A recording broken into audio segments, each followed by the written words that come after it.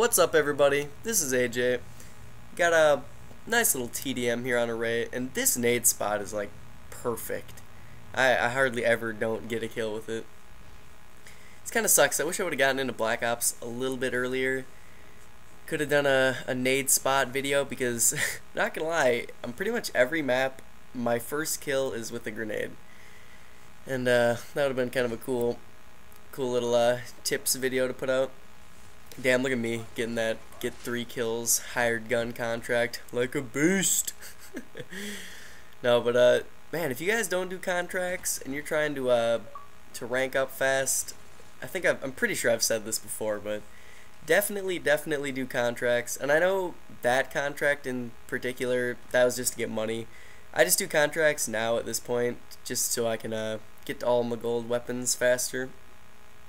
But if you're like, 5th, 6th, 7th prestige and you're like, God, it's taking forever to go up levels, just buy the contracts that give you experience and money, because that'll help you go up levels a lot faster. That's how I got to 14th prestige in like 7 or 8 days of game time. You just pretty much fly up levels.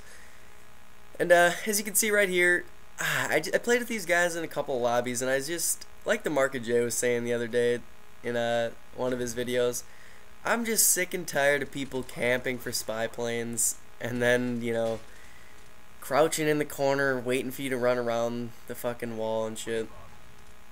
So I was like, you know what, you're gonna camp for your little 3-kill spy planes. I'm gonna turn my ghost class on and I'm gonna shove my silent Galil up your ass. So that's what I did. I know this is like the stereotypical douchebag class, but it's just one of those things where I'm just so fed up with people camping for spy planes. I can't deal with it anymore. So I'm fighting fire with the silent Galil, and this is pretty much what happens when I use Ghost. I know Market J put up a video saying what happens when he uses Ghost. Just a lot of rape ensues. I flank a lot of people. That's kind of one thing I wanted to talk about. Like, it's one of those things where I never really understood that. Like, the whole camping argument versus rushing. I know I bring this up all the time, but it's just one of those things where you can pretty much argue all day about it. About, like, the whole camping versus rushing stuff. And I'm kind of on the fence because sometimes I can play really defensively, and sometimes I just run the entire game. Kind of like this game. Actually, I'm not even sure. I haven't really watched this game since I played it, but it felt like I was moving around quite a bit.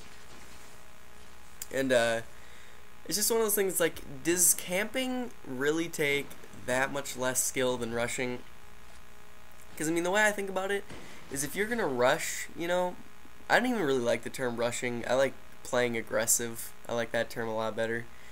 Because, I mean, you don't have to be sprinting the entire game to be considered rushing. At least not in my opinion.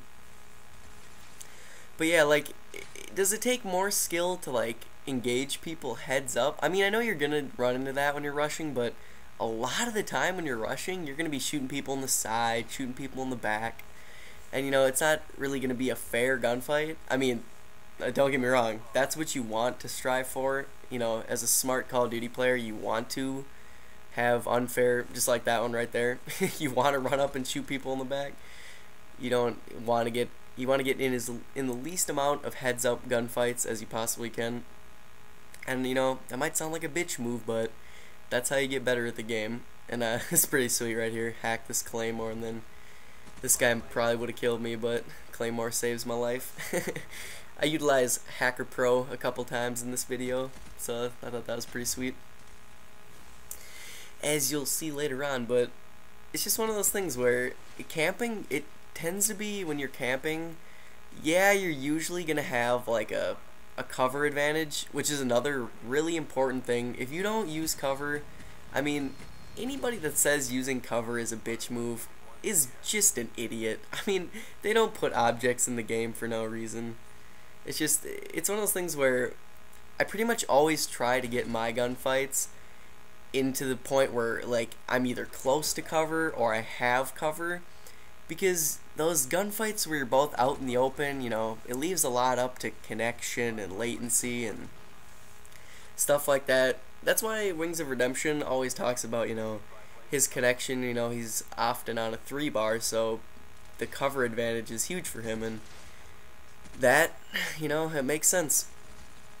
And I just realized another thing about this gameplay. I end up going 52-6, I think, and I only get 5 kills with air support. So, can you give me a like for that? What is that? 46 weapon kills. I think that deserves a like.